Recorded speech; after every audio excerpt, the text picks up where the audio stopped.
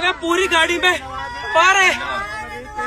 भाई प्लीज परेशान मत हो, मैं जितना हो सकेगा तो मैं हॉस्पिटल तक पहुंचा रहा हूँ, ठीक है।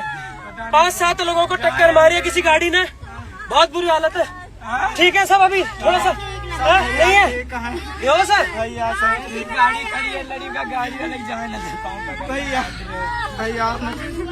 वही रोड पे जा रहा है। रिलैक्स रहो तुरंत।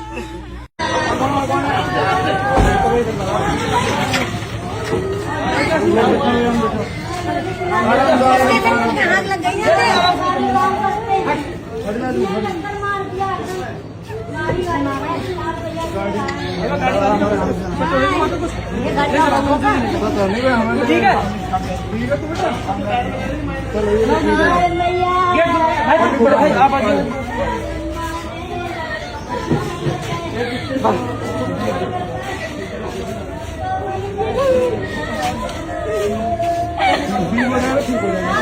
आराम